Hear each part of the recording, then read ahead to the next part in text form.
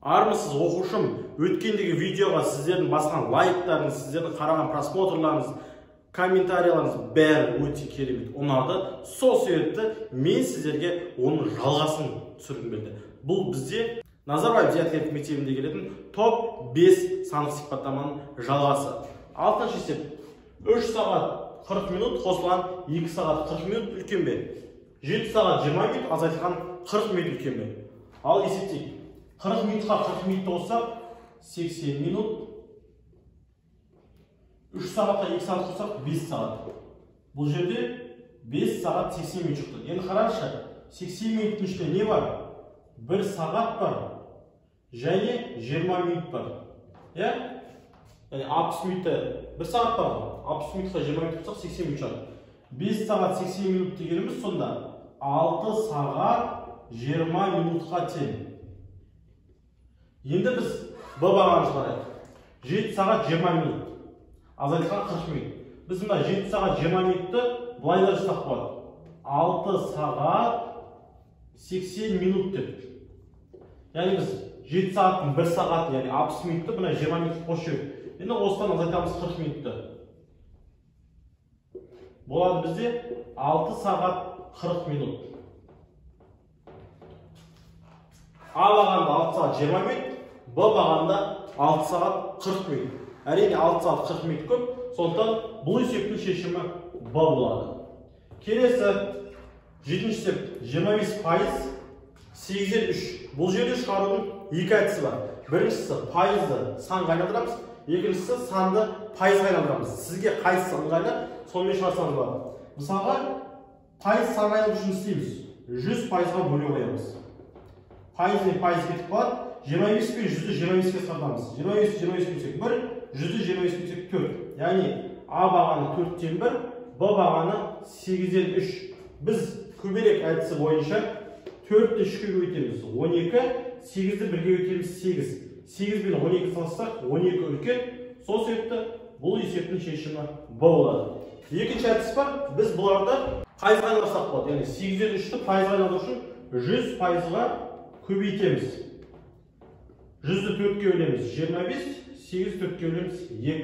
3-ті 25-ке бөлсек 70 болады. Оны 2-ге бөлеміз. Болады бізде 37,15%. Б бағаны 37,15%, А бағаны 25%, тағы да Б бағаны үлкен болып, Б-ны белгілейміз. Сізге қай тәсіл ыңғайлы? Пайызды санға айналдырған ба, немесе санды пайызға айналдырған ба? Төменге өз пікіріңізді қалдырыңыз. 8-ші есеп ара қашықтығы 100 метр, ара қашықтығы 10-2 километр. 1 километрде қанша метр бар балалар? Төменге жазыңыз. Мен сізді дұрыс жазды деп ойлаймын. Дұрыс айтасыз. 1 километрде 1000 метр бар. Енді бізде А бағанды метрмен, Б бағанды километрмен берілгендіктен біз 10-нан 2-ні километр деген сөзді 1000 метрмен өзгертеміз.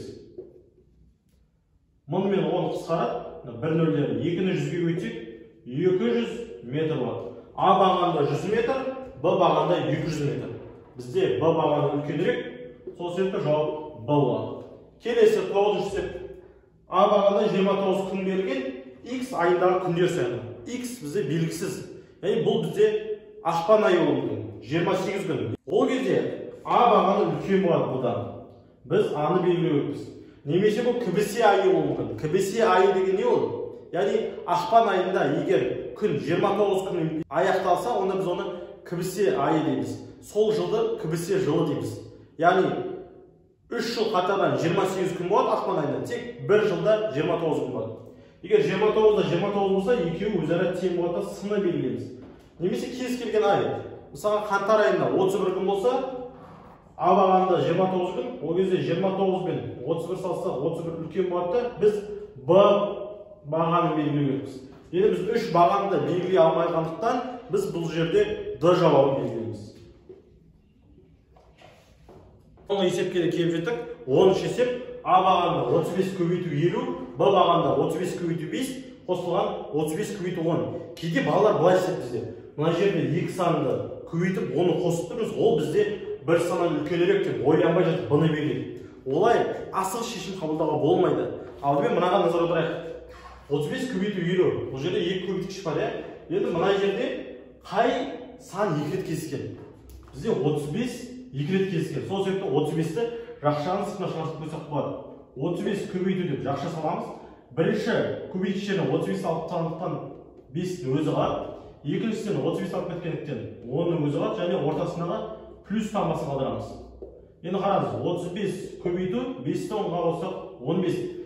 Екі жақта да 35 тегі санға көбейтіп отырмыз. 35-ті 50-ге көбейтеміз, ал мына жерде 35-ті 15-ге көбейтеміз. Қайсында көбірек сан шығады? Әрине, көбірек санға көбейтсек, үлкенірек сан шығады. Сондықтан 35 көбейту 50 көбейтіндісі 35 көбейту 15 көбейтіндісіне үлкен.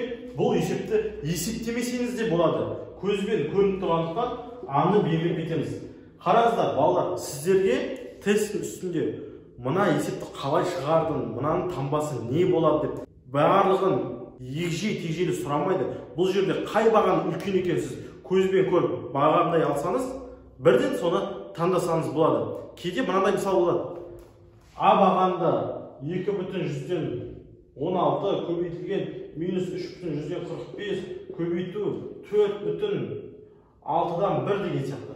Б бағанында 2,46 көбейтілген 8,135 көбейтілген 4,3-тен 2 деп. Яғни бұл есепті де толық есептеуге қажет емес. Мына жерде таңбасын қараймыз. Плюс, екіншісінікі минус, үшіншісінікі плюс. Плюсті минусқа өтсек минус болады, минусты плюсқа өтсек минус болады. Яғни А бағанда сан теріс сан болады. Б бағанын қараңызшы. Мына жерде таңбасы плюс, мына жерде таңбасы плюс, мына жерде таңбасы плюс. Плюсті плюсқа өтсек плюс болады, плюсті плюсқа өтсек плюс болады. Яғни бұл жерде 10 сан шығады. 10 сан теріс сандан әрқашанда үлкен болады. Бұл жерде Б бағаны үлкен болады. Яғни кейбір есептерде осындай да жағдай болады. Сіз олардың барлығын есептеп отырудың қажеті жоқ. Бұл сізге менен бонус. Осының барлығын дәптеріңізге жазып алыңыз, мұқият қарап алыңыз. Шын тестте жоғары ұпай жинауыңызға шын жүректен тілектеспін.